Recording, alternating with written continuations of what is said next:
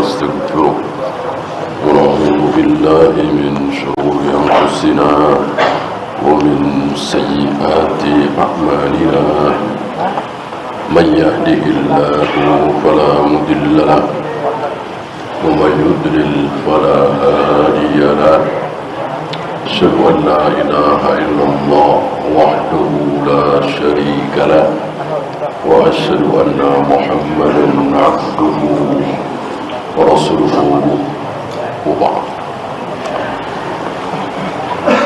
Terakhir tentang Imam Ahmad tidak suka ketika ada seseorang tampil mengajak kaum muslimin, mari kita sholat, mari kita saum, jangan berzina, jangan minum khamar, jangan berjudi. Enggak jauh dari itu. Terkenal mungkin karena pidatonya bagus, ucapannya menarik.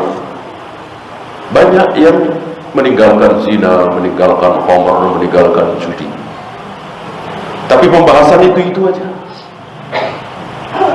Jangan zina, jangan minum khamar, jangan berjudi, jangan menipu, jangan membunuh. Mari kita sholat, mari kita... Udah itu nggak dibahas. Bid'ah sholat, bid'ah dalam tawaf, dalam sa'i. Karena memang dia nggak sanggup, nggak mampu, bukan raja. Cuman luar biasa omongannya, fasih. Mungkin hafal beberapa belas, beberapa puluh ayat dan hadis. Imam Ahmad tidak suka. Nampak ketidaksukaan beliau. Ya. Tentu kalau kaum muslimin yang awam tahu bagaimana Imam Ahmad tidak suka, barangkali Imam Ahmad akan dihujat seperti hari ini. Seperti hari ini. Ustaz salaf tidak suka dengan para penceramah yang tampil mengatasnamakan Islam. Mari tinggalkan khamar, mari tinggalkan zina, mari tinggalkan judi.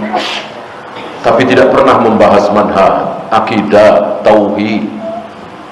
Mana yang syirik, mana yang tauhid, mana yang hak, mana yang batil. Maka dibiarkan kaum muslimin seperti kemarin-kemarin. Sifat 20 tetap sifat 20. Salawat nariyah tetap salawat nariyah. Maulid Nabi, tahlilan, Isra Mi'raj, rajaban tetap. Tidak ada perubahan. Ini tidak suka kaum salaf.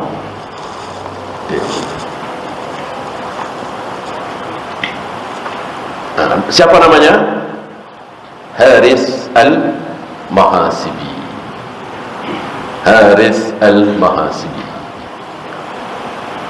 Belum lama, ya mungkin 10-an tahun yang lalu tampil seorang tokoh muslim, da'i, yang menarik hati anak-anak muda dan bahkan terkenal sekali. Bukunya, tulisannya La tahzan, La tahzan, jangan bersedih. Menarik sekali, terutama anak-anak muda digandrungi. Ini kelas dunia. Saya dengar langsung dari Syekh Ali Hasan, Syekh Musa Nasr, Syekh Masyhur Hasan Salman, murid-murid terbaik Syekh Albani ini. Nahnu nahzan, kami bersedih dengan kitab La Tahzan. Sementara kitab La Tahzan melarang kaum muslimin bersedih, jangan bersedih. Para ulama salaf kita yang mengatakan nahnu nahzan. Di kitab La Tahzan justru kami sedih dengan munculnya kitab La Tahzan. Kenapa? Tadi pembahasan muter-muter berkutat di situ. Yang mayoritas kaum muslimin sudah tahu. Haramnya judi, haramnya zina, haramnya khamr, seluruh kaum muslimin tahu. wajibnya sholat, wajibnya saum seluruh kaum muslimin. Kenapa muter-muter di situ? Tidak membahas bagaimana bid'ah dalam sholat, kekeliruan dalam zakat, dalam haji, yang ini dibahas oleh para ulama. Bahkan para ulama salaf sekedar nama, istilah, kalau salah ya salah, jangan dipakai. Seperti yang disebut oleh entah berapa juta, berapa puluh juta kaum muslimin di negeri kita ini. Zakat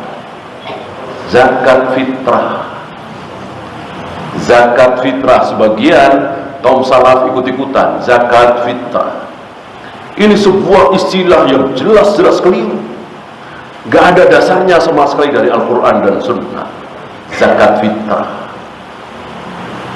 muncul di televisi, di radio, di internet, dimanapun disebut zakat fitrah. Nggak pernah Rasul menyebut zakat fitrah. Lihat di hadis-hadis beliau yang disebut oleh beliau zakat fitri. Nggak ada fitri sama fitrah kan beda. Fitri kan, kalau fitrah apa? Fitrah laki-laki suka dengan perempuan, fitrah perempuan suka dengan laki-laki, fitrah anak-anak suka dengan mainan, fitrah wanita suka dipuji misalnya. Fitrah sifat dasar. Ini nggak ada hubungannya dengan zakat. Yang benar zakat fitri. Apa fitri? Fitri itu beras, jagung, kurma, makanan pokok, itu fitrah namanya. Maka disebut zakatul fitri. Lihat aja di tek-tekan, mana ada zakat fitrah pakai tak marbutoh. Yang ada zakatul fitri.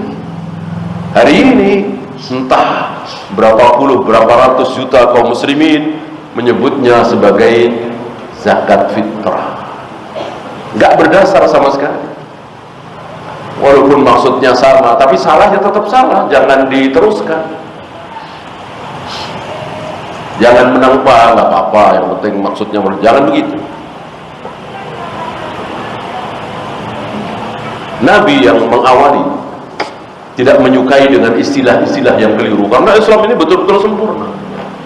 Kalau salah ya salah, jangan diteruskan, jangan diikuti, jangan dilestarikan. Stop menyebut zakat fitrah.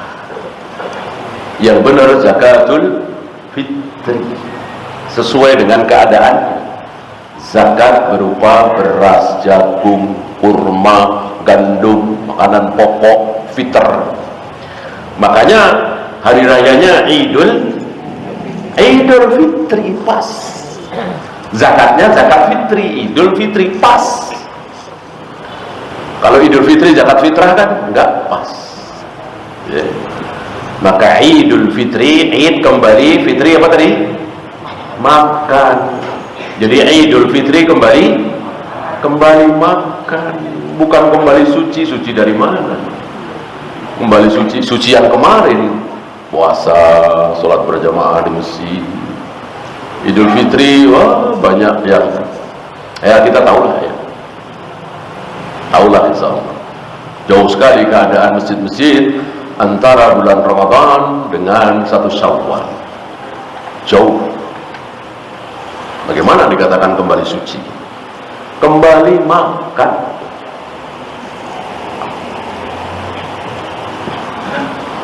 Setelah 1 bulan tidak makan siang, sarapan, ini kembali, maka disebut Idul Fitri. Id itu kan kembali berulang-ulang.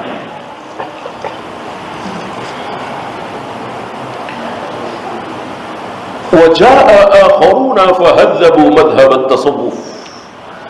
Nah, setelah tampilnya hadis Al-Mahasibi ini, lalu orang-orang tasawuf datang dengan berbagai macam ajaran yang tidak pernah dicontohkan oleh Rasul dan para sahabat. Bahkan istilahnya saja Rasul dan para sahabat nggak tahu, belum pernah dengar.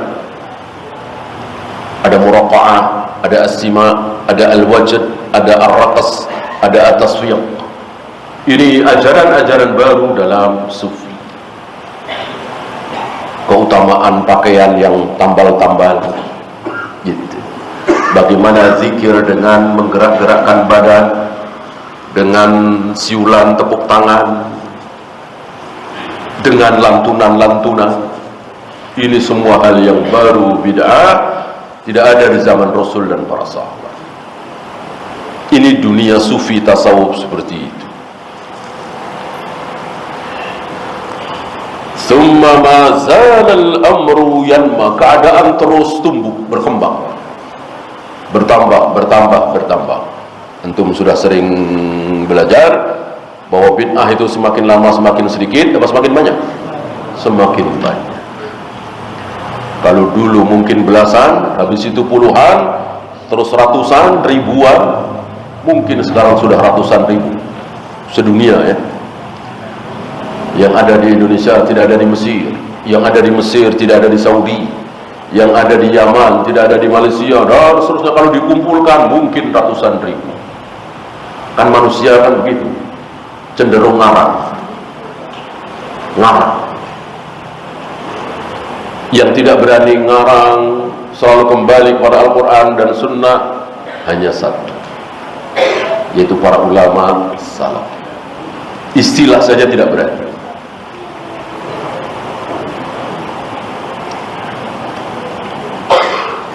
Lihat aja setelah munculnya bank-bank syariah, bank-bank yang mengaku sebagai syariah, habis itu muncul apa? Muncul istilah-istilah dalam ekonomi yang tidak pernah dikenal oleh Rasul dan para sahabat. Bahasa Arab, betul bahasa Arab, tapi itu bukan istilah agama. Emang mentang-mentang bahasa Arab pasti istilah agama? Kan tidak. Ya seperti sudah kita bahas, sufi, tasawuf, ini kan bahasa Arab. Bahasa Islam bukan, istilah Islam bukan. Rasul dan para sahabat tidak kenalnya ya sebagai bahasa Arab. Nah, begitu pula ketika munculnya bank-bank syariah itu, banyak sekali istilah-istilah yang tidak dikenal di dalam syariat. Rasul dan para sahabat nggak kenal.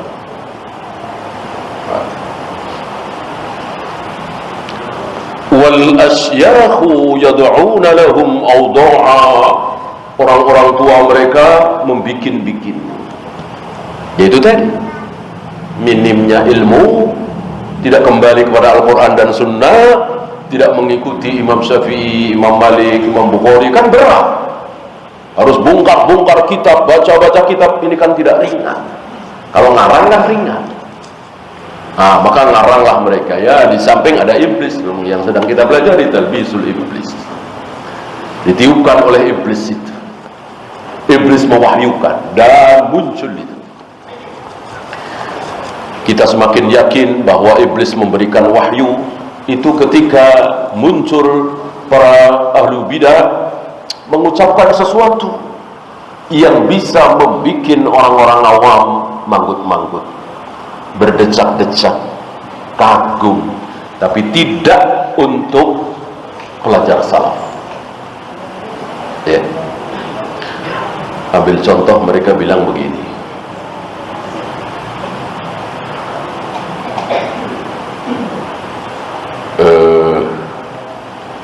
Kacang panjang halal apa haram? Halal. Toge halal apa haram? Halal. Kacang, sambal kacang halal apa haram? Halal. Kol halal apa haram? Halal. Telur halal apa haram? Halal. Nah, dicampur, diaduk-aduk. Jadi gaduh-gaduh misalnya ya. Kata Wahabi jadinya haram. Ya, orang-orang oh iya gila ini Wahabi ini, ya kan? Maksudnya ini halal. Begitu campur jadi haram. Ya, apa? Maulid Nabi. Maulid Nabi itu kan campuran antara zikir, ya kan? Tasbih. Zikir halal, bukan halal lagi, sunnah berpahala, tasbih, tahmid, kan gitu. Kumpul-kumpul sesama muslim dalam rangka mencari ridha Allah, kan bagus. Kemudian ada makanan di situ, sedekah makanan, kan bagus, dicampur.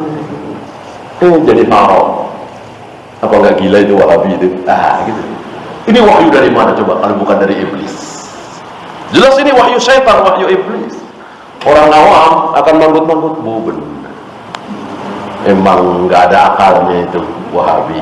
Gitu. Ya, bisa ketemu dari mana ini kalau bukan dari syaitan? Jelas ini dari syaitan.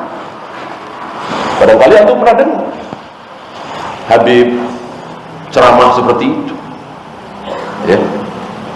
Tidak dijelaskan dari awal bahwa maulid Nabi itu kata-kata maulid aja dulu.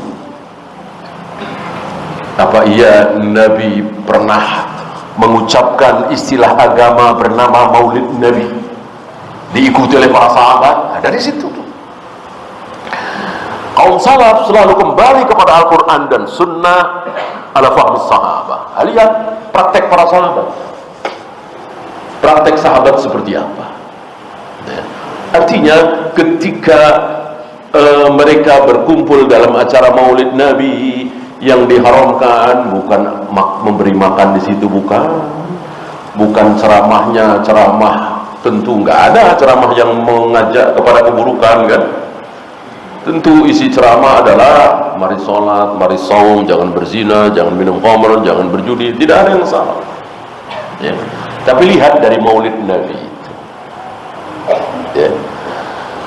Kemudian apa itu ibadah mahdhah? Mereka tidak paham. Apakah maulid Nabi termasuk ibadah mahdhah? Kalau antum tahu 3 ciri ibadah mahdhah, tentu antum bisa jawab bahwa maulid Nabi termasuk ibadah mahdhah. Apa ghairu mahdhah? Jelas ibadah mahdhah, bukan ghairu mahdhah. Ghairu mahdhah bekerja, cari nafkah, sedekah, berbakti kepada orang tua, itu ghairu mahdhah. Adapun maulid Nabi sama dengan salat, sama dengan saum, sama dengan tawaf, sa'i, ibadah mahdhah. Sementara ibadah mahdhah hukumnya haram kalau tidak mencontoh Nabi dan para sahabat.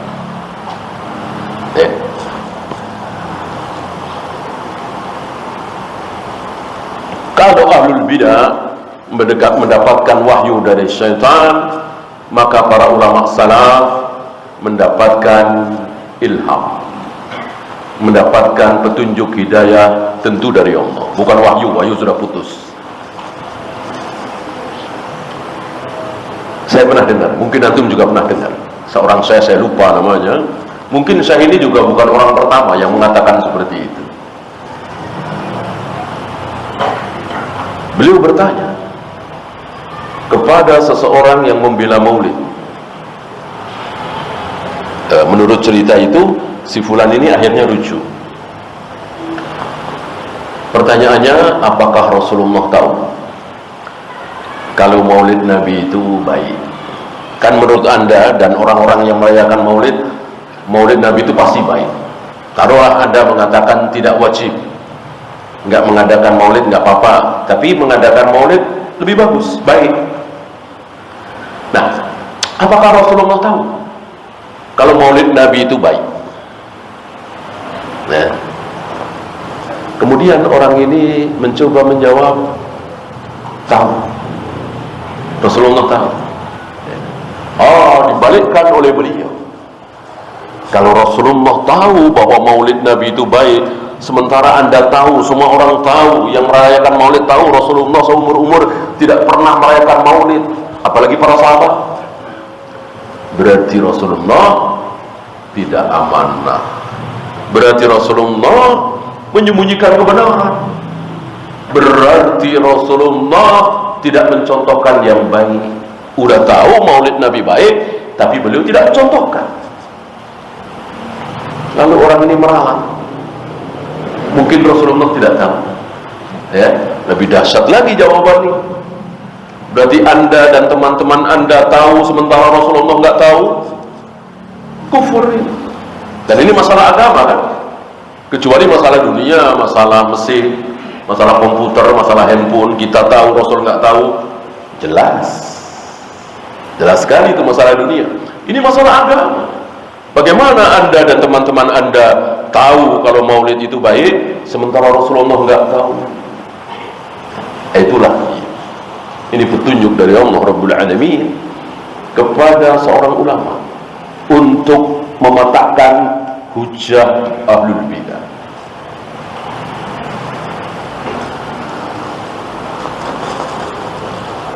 Wa yatakallamuna biwaqi'atihim, kemudian mereka berbicara tentang kejadian-kejadian.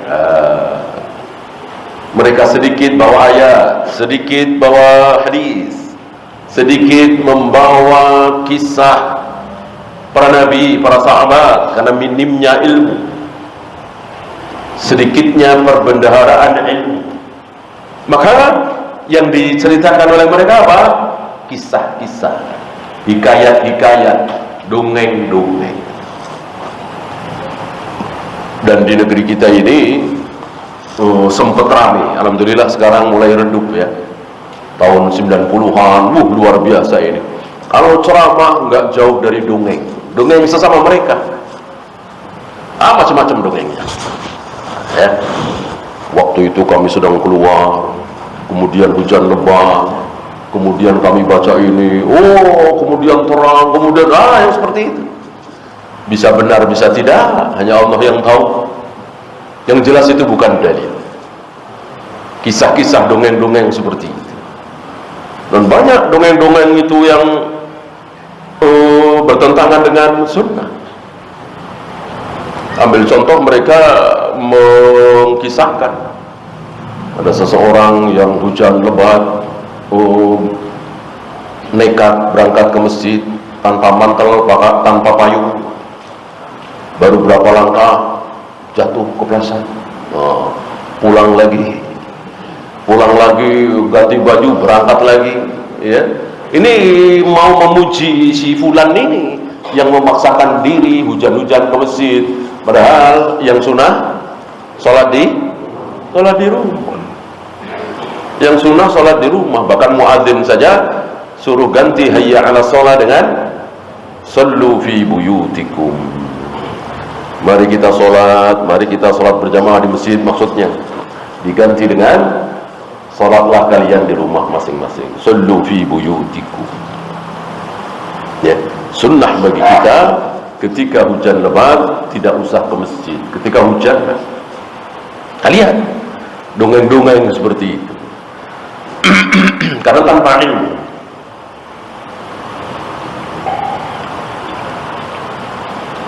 Wa yattafiqu bu'duhum 'anil ulama, dan mereka sepakat, mereka sama-sama bertekad untuk jauh dari ulama. Enggak suka. Maksudnya tentu di sini ulama yang benar, ulama salaf ya. Karena ulama jangan, itu keliru, nggak ada contoh dari Rasul dan para sahabat. Jangan, itu bid'ah, jangan, itu syirik. Nah, mereka nggak suka disalah-salahin seperti itu. Maka sepakat mereka untuk jauh dari ulama. Ini disalahin, ini disalahin, ini disalahin. Ini seperti hari ini para tokoh yang tampil hari ini nggak suka dengan ustaz-ustaz salaf. Sementara mereka suka dengan yang lain. Gitu. Karena ahlul bidah ini kan tidak berada dalam satu kelompok kan.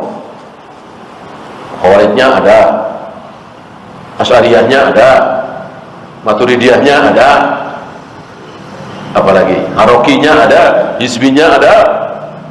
Ketika berhadapan dengan salaf, mereka menyatu, mereka berkelompok, seolah punya musuh yang sama.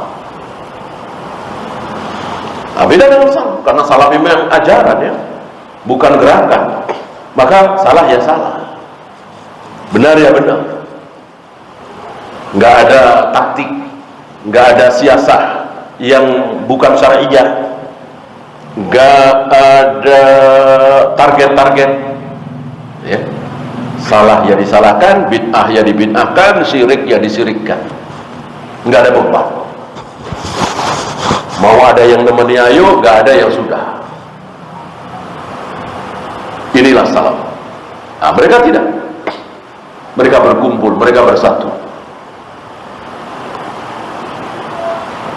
Padahal kita lihat mereka tidak berawal dari latar belakang yang sama. Ya tadi, ada hizbinya, ada harokinya, ada asy'ariyahnya, ada maturidiyahnya, ada khawaridnya. Begitu berhadapan dengan salaf, mereka bersatu. Ya. La bal ru'yatuhum ma hum fihi aw fil ulum hatta sammuhu al-ilm al-batin. Bahkan mereka menemukan dan membuat bid'ah baru, yaitu adanya ilmu batin. Ilmu batin, kebatinan. Wa ja'alu ilma syari'ati al-ilm adh-dhahir. Sementara ilmu-ilmu syariat itu, tata cara salat, tata cara saum, tata cara tawaf, sa'i, itu ilmu zahir. Mana yang lebih penting? Tentu batin.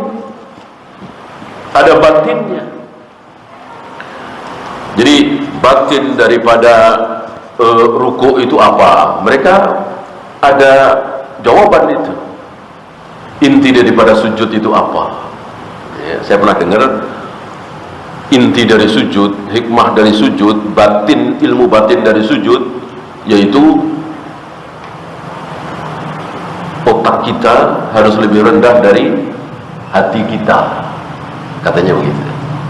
Artinya menurut otak kita ini bermanfaat, tapi kalau menurut hati kita itu tidak baik, ya tinggalkan. Hati lebih di atas dari otak. Otak kan di kepala, kepala nempel di tanah, sujud. Hati yang ada di dada kan di atas, gitu. Nah kalau kita teruskan, lebih atas lagi apa? Kalau sujud, ya pantat, ya kan? Masuk pantat di atas hati, di atas apa itu otak. Ya, itulah karangan manusia. Selalu mentok seperti itu. Ya. Gak ada keterangan dari Allah dan Rasulnya. Makna sujud begini-begini, makna ruku begini-begini. Kenapa kita nunjuk mesti jari? Kenapa tidak jempol? Ya, itu ada apa istilahnya? Ada filosofinya. Filosofinya begini-begini, mana ada? Kecuali Nabi yang menerangkan filosofinya begini, filosofinya begini, mana? Nggak ada. Bahkan ada yang mengatakan, antum tahu, ketika kita melempar jumroh, sebetulnya kita melempar apa? Melempar setan. Gitu. Jadi kita harus semangat, seolah kita sedang melempar setan. Wah, cari batu yang gede-gede. Gitu, sambil emosi. Saya pernah menyaksikan itu.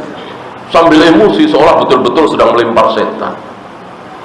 Hatu burhanakum in kuntum shadiqin. Mana riwayatnya? Mana sabda Nabi? Kalau Nabi bersabda seperti itu, tentu sami'na wa ata'na. Rasul dan para sahabat biasa melempar pakai batu kerikil. Nggak ada apa-apa semangat. Ada yang mundur dulu, mungkin biar kenceng kali ya. Mundur dulu, maju, ya kayak apa itu? Kayak domba mau berantem kan mundur dulu gitu. Mungkin biar serudukannya lebih kencang, ancang-ancang dulu. Lari ke depan, lempar. Lari ke depan, lempar. Wahyu dari mana? Itu mereka katakan ini ilmu batin. Ya boleh, harus ada keterangan dari Nabi SAW. Setidaknya para sahabat. Mana hadu burhanakum in kuntum shadiqin. Mana ada seperti itu? Kalau nggak ada, sudah kita ikuti. Qala Allah wa qala Rasul ala fahmi sahabat. Inilah mereka menjadikan ilmu dibagi dua. Ada ilmu batin, ada ilmu zahir. Maka ada kaum batiniyah, ada kaum batiniyah. Sementara tidak ada ahli syariat dikatakan kaum zahiriyah. Nggak ada. Kaum zahiriyah itu kesannya, konotasinya baik apa buruk? Buruk. Daud Az-Zahiri maka disebut sebagai kaum zahiriyah, diikuti oleh Ibnu Hazm. Walaupun dua-duanya ulama besar, tapi dalam ini beliau berdua kali kita harus Kita harus berani mengatakan keliru, dan yang mengatakan keliru bukan kita pertama kali, para ulama. Bahkan Syekh Salim bin Eid Al-Hilali memuji-muji Ibnu Hazm, ilmunya luar biasa, tapi sayang ilmu fikih beliau terhambat oleh apa? Oleh kaidah beliau sendiri yang zahiriyah, yaitu menolak kaidah kias. Enggak ada kias itu. Ketika Allah mengharamkan, itulah haram, titik. Ketika Allah menyuruh, itulah wajib kita taati, titik. Enggak ada kaidah kias. Kalau ini enggak boleh, apalagi ini, enggak boleh seperti itu. Menurut kaum zahiriyah. Gitu. Oleh karena itu, menurut kaum zahiriyah, kalau kita punya anak perempuan, gadis, lalu kita tawari, Neng, mau nggak kamu ayah nikahkan dengan si fulan? Seorang laki-laki, mungkin tampan, mungkin soleh. Kemudian anak gadis kita ini menjawab, mau ayah. Maka tidak boleh kita nikahkan. Gitu. Kenapa? Karena hadisnya tidak seperti itu.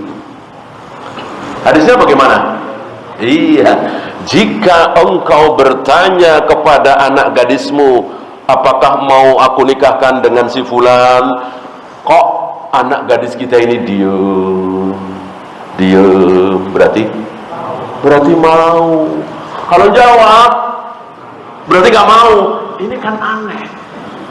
Karena apa? Karena tidak mengenal kias. Kalau pakai kias, diem aja mau. Apalagi? Iya, apalagi jawab mau, kan begitu. Itu kias. Mafhum muwafaqah. Kias aulawiyah namanya. Kias kan ada 3. Ibnu Hazm, Imam Daud Al-Zahiri, kaum Zahiriyah ini nggak mengenal kaidah kias. Berarti seperti itu. Itu yang membuat Ibnu Hazm menjadi sempit. Padahal ahli fikihnya luar biasa, tapi dalam hal ini menjadi sempit. Karena menolak kaidah kias. Ya. Maka sekali lagi, kaum batiniyah salah, kaum zahiriyah juga salah. Karena memang tidak ada ilmu zahir, ilmu batin. Ilmu ya apapun yang diajarkan oleh Nabi, dipraktekkan oleh para sahabat, itulah ilmu. Qala Allah wa qala Rasul ala fahmi sahabat, itulah ilmu. Atau dengan kata lain, Imam Syafi'i mengatakan al-ilmu haddatsana. Al-ilmu haddatsana. Kata si anu, kata Abu Hurairah, kata Rasulullah. Itulah ilmu. Haddatsana. Kata si anu, kata Abdullah bin Zubair, kata Aisyah, kata Rasulullah. Itulah ilmu. Jadi terus sampai ke Rasulullah. Itulah ilmu agama. Tidak ngarang. Menurut saya, menurut hemat saya, itu bukan ilmu. Wa minhum man kharaja bihil ju'u ila khayalatil fasidah. Ada lagi, karena saking seringnya lapar, jarang sekali kenyang, hampir nggak pernah kenyang, bahkan jarang makan, lapar terus. Bukan puasa ya, kalau puasa udah jelas nggak puasa, tapi lapar, nggak mau makan, membatasi minum. Lalu muncul hayalan-hayalan yang rusak. Apakah Nabi ketika lapar, tidak puasa, ada makanan, tidak mengambil? Mengambil. Bahkan nyari. Ngapain Rasul keluar malam-malam ketika lapar itu? Ngapain? Supaya dapat makanan. Kan beliau pertama kali ketemu Abu Bakar kan? nanya, wahai Abu Bakar, kenapa malam-malam begini engkau keluar? Dijawab oleh Abu Bakar, lapar ya Rasul. Tentu di rumah gak ada makanan. Nabi menjawab, sama, dua-duanya senasib. Lalu ketemu lagi Umar, sama. Lalu ketemu lagi Abu Hurairah, berempat atau berlima ya. Kemudian bertamu kepada seorang Ansor. Oleh orang Ansor ini begitu bangganya, malam ini tidak ada yang memiliki tamu semulia tamuku. Maka dengan bangganya, dengan bahagianya, tersanjung sekali kedatangan manusia-manusia mulia di muka bumi.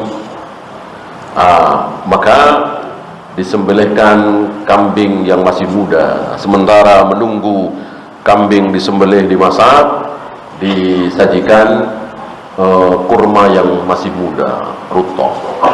Ya, nikmatlah, lezat ya. Berarti Rasul mencari. Ini kebalik, makanan ada, nggak mau mengambil. Katanya ada kemuliaan, ada keutamaan, ada fadilah, ada pahala. Nggak ada. Nggak ada.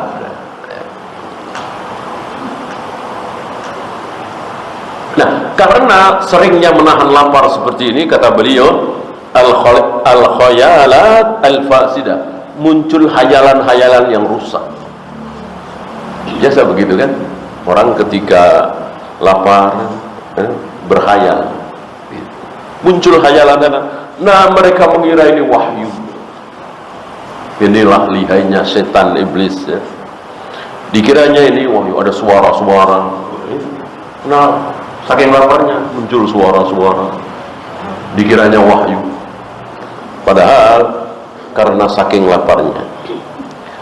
Fadda'a isqal haq wal hayamana fih, lalu mendakwakan, menganggap sedang berasyik.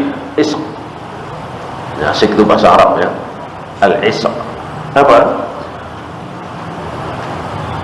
Senang-senang antara laki dan perempuan, asyik maksud. Ini dipakai oleh mereka untuk berduaan dengan Allah. Nggak kurang ajar. Jadi bahasa-bahasa asyik maksud antara laki dan perempuan, cinta antara laki dan perempuan, itu dipakai oleh mereka, seolah mereka asyik maksud berdua dengan Allah. Tentu ini keblinger sekali, salah sekali. Nggak ada Rasul dan para sahabat menggunakan bahasa-bahasa seperti itu. Yang ada mahabbah, cinta, khalil, puncak dari cinta, ghayatul hub. Asyik maksud nggak ada. Itu cinta yang digunakan dalam bahasa antara laki dan perempuan. Faka'annahum takhayalu syakhsan mustahsan as-surah, seolah-olah mereka berhayal adanya seseorang yang rupanya bagus, menawan, tampan, atau cantik, atau apa. Luar biasa, tidak pernah dicontohkan oleh Rasul dan para sahabat. Inilah kesesatan torekot-torekot sufiyah. Fahamu bihi, lalu ingin merengkuhnya, mengambilnya, memeluknya. Gak ada berduaan dengan Allah lalu merasa indah, merasa dekat dengan bahasa-bahasa seperti ini. Yeah. Yang ada merasa tenang, merasa tentram, merasa terobati, walaupun selama ini hidup penuh dengan kepahitan, sering lapar karena memang miskin, atau dihujat orang, difitnah orang. Lalu kita mengadu kepada Allah, lalu berkurang rasa sakit kita. Begitu. Bukan seperti yang dilakukan oleh orang-orang tarekat sufiyah ini,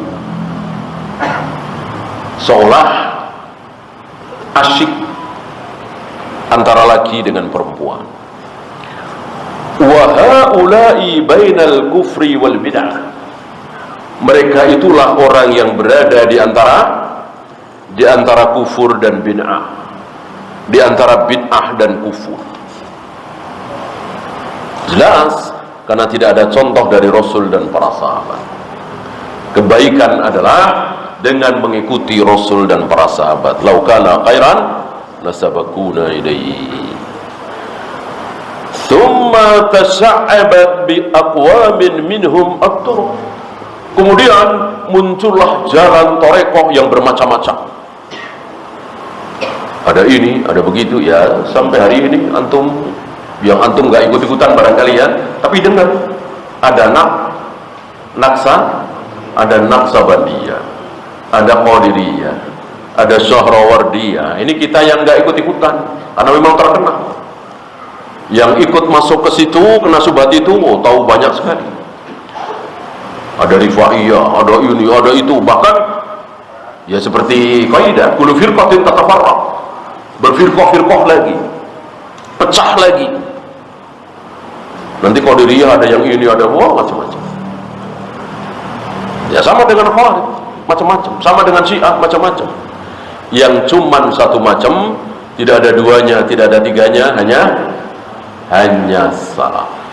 Ahlus sunnah wal jamaah itu cuman satu macam. Oleh karena itu yang ada salaf apa bukan? Itu. Ahlus sunnah atau bukan? Cuman itu. Nggak ada salaf Yamani, ada salaf Haroki, ada salaf Saudi. Kan sempat ada subhat seperti itu ya. Oh ini salafnya anu nih, ini salaf. Nggak ada. Salaf itu cuman satu, yaitu Rasul dan para sahabat. Mereka itu kaum salaf. Nah kita ini sedang belajar untuk mencontoh Rasul dan para sahabat. Oleh karena itu kalau kita tahu ibadah yang dilakukan oleh jutaan kaum muslimin, maulid Nabi misalnya, tahlilan misalnya, tapi Rasul dan para sahabat tidak melakukan, kita tinggalkan. Itu dalam rangka kita belajar mengikuti manhaj Rasul dan para sahabat.